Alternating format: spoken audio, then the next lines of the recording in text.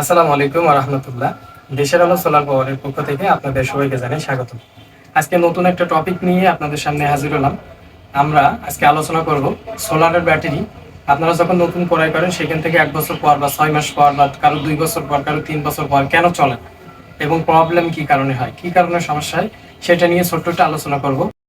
আপনারা যখন সোলারের ব্যাটারিগুলো কিনেন, কেনার পরে দেখা যায় ঠিকঠাক মতো পানি দেওয়া হয় না। প্লাস যারা ব্যাটারি ক্রয় করার সাথে সাথে অনেক সময় দেখা যায় হলো প্লেট ছোট থাকে, চার্জিং ঠিকঠাক মতো হয় না। এই সমস্যাগুলো হওয়ার কারণে ব্যাটারিগুলো সেল ডাউন হয়ে যায়। সেল ডাউন হয়ে গেলে আপনার হলো চার্জ কম হয়, আপনার চলতে সমস্যা হয়। সেটা নিয়ে আমরা একটুখানি আলোচনা করব। একটু পিছনে দেখো, আমাদের এখানে কিছু ব্যাটারি আসছে। এখানে যে 40 এম্পিয়ারের যে ব্যাটারিটা দেখতেছেন, এই ব্যাটারিটা প্রায় 1 বছর বয়স, নিউ ব্যাটারি। আর এইখানে আরেকটা ব্যাটারি দেখতে পাচ্ছেন, এটা হলো 130 এম্পিয়ারের একটা হ্যামকো ব্র্যান্ডের ব্যাটারি। এটা 2 বছর বয়স হচ্ছে। আর এই যে ব্যাটারিটা দেখতেছেন, এই ব্যাটারিটা এটাও একটা হ্যামকোর ব্যাটারি, কিন্তু এটা 4 বছর বয়স। এটা 4 বছর বয়স। এখানে একটা দেখতেছেন ভলভো ব্যাটারি, এটা হলো 1 বছর বয়স। এখন ব্যাটারিগুলোর সমস্যা কি সেটা হলো আপনাদেরকে আমি দেখাচ্ছি। এই যে ব্যাটারিটা, এটা কিন্তু নিউ ব্যাটারি, কিন্তু এটার বিষয়টা হলো, এটা দেখেন এটার গ্র্যাভিটি কিন্তু সব ঠিক আছে, এর গ্র্যাভিটি ঠিক আছে। এখানে আরেকটা দেখাই কাস্টমারের সমস্যাটা কি হচ্ছে। এটার গ্র্যাভিটি ঠিক আছে, আসলে যে কাস্টমার নিছে এটা সে ঠিকঠাকভাবে ব্যবহার করতে পারেনি। মেন বিষয়টা হয়ে গেছে এর একটা টার্মিনাল লুজ, এর গোড়া থেকে পানি আসতেছে, এর ভিতর থেকে জয়েন্ট সম্ভবত কেটে গেছে, এই কারণে এখানে লাইন নেই। কিন্তু এর ব্যাটারির আপনার সব ইয়েগুলো ভালো আছে, এসিড ভালো আছে, সব কিছু ভালো আছে, চার্জ হবে। কিন্তু এর এই পয়েন্টের কারণে এখান থেকে হলো আপনার চলতেছে না। আর এই ব্যাটারিগুলো দেখে, এই ব্যাটারিটা 2-3 বছর ব্যবহার করছে। এখন যারা ব্যবহার করতো ওরা একবারে হলো পানি একদম কমে যায়। পানি কমে যাওয়ার পরে ওরা একবারে 5 লিটার পানি ব্যাটারিতে ঢেলে দিছে, দেওয়ার কারণে ব্যাটারিটা একদম ডিসচার্জে চলে গেছে। তারপর ব্যাটারিটা আবার আমাদের কাছে আনে, আমরা চার্জ করি প্রায় 2 দিন ধরে। আপনার 2 দিন ধরে চার্জ দেওয়ার পরে এই গ্র্যাভিটি উঠছে এই প্রায় 12.5-র কাছাকাছি। আর একটু ওটা লাগবে, একদম 12.5 হবে। এটা আমরা 5-6 ঘন্টার মতো বসাই দেবো, দেওয়ার পরে এটা কমপ্লিট হবে।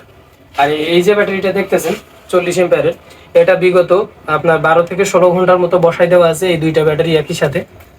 এই এটার কিন্তু গ্র্যাভিটি উঠতেছে না, মানে এর ইয়েটা নষ্ট হয়ে গেছে, আপনার হলো এসিডটা নষ্ট হয়ে গেছে।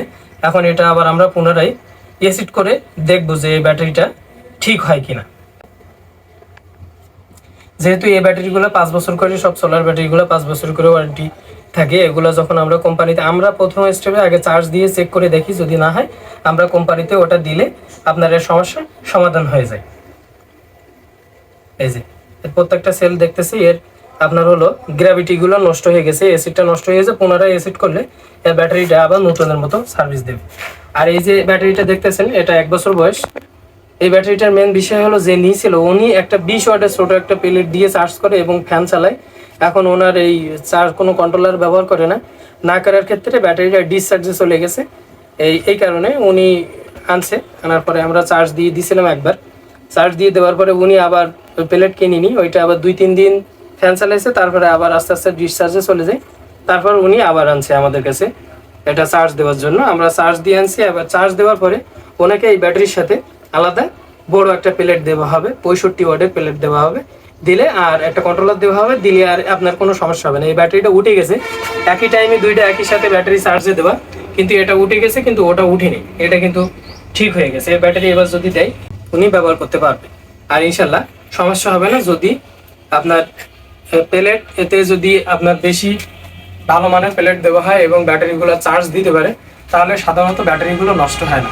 এই জন্য মেন বিষয় হলো, যারা সোলারের ব্যাটারি ব্যবহার করেন তাদের একটা মেন ব্যাপার হলো কোথায় ভুল করে। সে ভুলটা হলো, যখন ব্যাটারি কেনে, ব্যাটারি খুব ভালো মানের কেনার চেষ্টা করে, বড় ব্যাটারি কেনে, কিন্তু আসলে প্লেটগুলোর দিকে খেয়াল করে কেনে না। লোকাল প্লেট কেনে, লোকাল সোলার প্যানেলগুলো কিনে এবং কম ওয়াটের প্যানেল কিনে।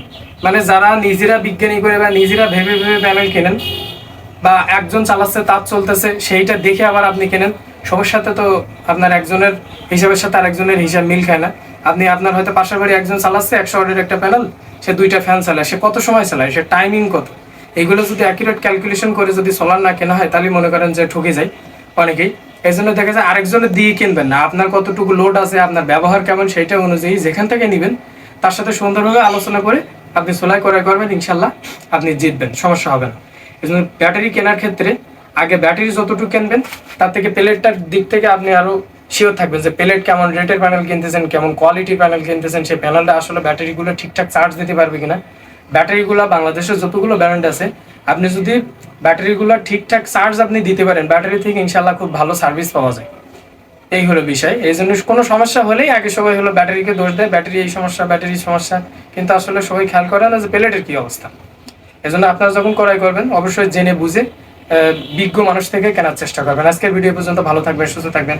আসসালামু আলাইকুম ওয়া রাহমাতুল্লাহ। আর আমাদের চ্যানেল যারা নতুন দেখতেছেন অবশ্যই আমাদের চ্যানেলটি সাবস্ক্রাইব করবেন, ফেসবুক পেজটি ফলো করবেন। আর আপনাদের নিত্য নতুন ভিডিও এবং ভিডিও পেতে আমাদের কমেন্ট বক্সে লিখে যাবেন আপনার কী সম্পর্কে ভিডিও চান, আমরা ইনশাল্লাহ সেই সম্পর্কে ভিডিও দেব।